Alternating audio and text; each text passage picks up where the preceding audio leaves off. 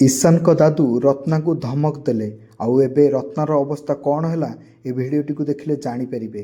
ନମସ୍କାର ଦର୍ଶକ ବନ୍ଧୁ, ତୁ ମୋ କେଦାର ମୁଁ ତ ଗୌରୀ ସିରିଏଲରେ ଆପଣମାନେ ଦେଖିଥିବେ ଶିବାନୀ ଦାଦୁଙ୍କୁ କଲ୍ କରୁଛନ୍ତି ଆଉ କହୁଛନ୍ତି ଈଶାନ ଘର ଛାଡ଼ିକି ଚାଲି ଯାଇଛନ୍ତି। ଦାଦୁ କହୁଛନ୍ତି କ'ଣ ହେଲା, ଆଉ ଶିବାନୀ ଘରେ ଯାହା ସବୁ ଘଟି ଯାଇଥିଲା କହୁଛନ୍ତି ଆଉ କହୁଛନ୍ତି ମାଇଁ ଈଶାନକୁ ଚୋର କହି ଘରୁ ବାହାର କରିଦେଇଛନ୍ତି। ଏହାପରେ ଦାଦୁ ରାଗି ଯାଉଛନ୍ତି ଆଉ କହୁଛନ୍ତି ରଖ ମା, ମୁଁ ଯାଉଛି ଏବେ।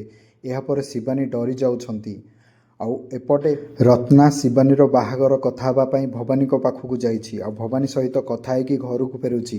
ଆଉ ଏହାପରେ ଦଦୁ ରାଗିକି ରତ୍ନାଙ୍କ ଘରକୁ ଆସୁଛନ୍ତି ଆଉ କହୁଛନ୍ତି ରତ୍ନା କୁଆଡ଼େ ଗଲ, ବାହାରକୁ ଆସ, ତମ ସହିତ ମୋର କଥା ହେବାର ଅଛି। ଏହାପରେ ଘରେ ସମସ୍ତେ ବାହାରକୁ ଆସୁଛନ୍ତି ଆରି ଆଉ ଦଦୁ ରତ୍ନା ଉପରେ ରାଗିକି କହୁଛନ୍ତି ତମେ ଟଙ୍କା ଯୋଗୁଁ ମୋ ଈଶାନକୁ ଚୋର କହିଛ ନା, ନିଅ 5 ଲକ୍ଷ ଟଙ୍କା ନିଅ, ତମେ ଗୋଟେ ଟଙ୍କା ଲୋଭୀ। ଏବେ ମୋ ଈଶାନ କୁଆଡ଼େ ଯାଇଛି କୁହ, ନହେଲେ ମୁଁ ଏ ଘରେ କାହାରିକୁ ଶାନ୍ତିରେ ରଖେଇଦେବିନି, ଏ ଘରେ ମୁଁ କାହାରିକୁ ଛାଡ଼ିବିନି। ସମସ୍ତେ ଚୁପ୍ ହେଇଯାଉଛନ୍ତି। ଠିକ୍ ସେହି ସମୟରେ ଶିବାନୀ ଆସୁଛନ୍ତି ଆଉ ଦଦୁଙ୍କୁ ବୁଝାଉଛନ୍ତି, କିନ୍ତୁ ଦଦୁ କିଛି ଶୁଣୁନାହାନ୍ତି ଆଉ କହୁଛନ୍ତି ଈଶାନ କୁଆଡ଼େ ଗଲା, ଯଦି ଈଶାନର କିଛି ହେଇଯାଏ ମୁଁ ଏ ଘରେ କାହାରିକୁ ରଖେଇଦେବିନି, ସମସ୍ତଙ୍କୁ ବର୍ବାଦ କରିଦେବି। ଏହାପରେ ରତ୍ନାର ମୁହଁ ଛୋଟ ହେଇଯାଉଛି, କ'ଣ କରିବ କିଛି ବୁଝିପାରୁନି। ଏବେ ଶିବାନୀ ଦଦୁଙ୍କୁ ବୁଝେଇ ସୁଝେଇ ଘରକୁ ଡାକୁଛନ୍ତି, ଦଦୁ ଘରକୁ ଯାଉଛନ୍ତି। ଦର୍ଶକ ବନ୍ଧୁ, ଏବେ ଆପଣମାନେ ଆଗାମୀ ଅଧ୍ୟାୟରେ ଦେଖିବାକୁ ପାଇବେ ରତ୍ନା ଆଉ ରାଣୀର ଅବସ୍ଥା, ଦଦୁ କ'ଣ କରୁଛନ୍ତି, କ'ଣ ସତରେ ରାଣୀ ଧରା ପଡ଼ିଯିବ।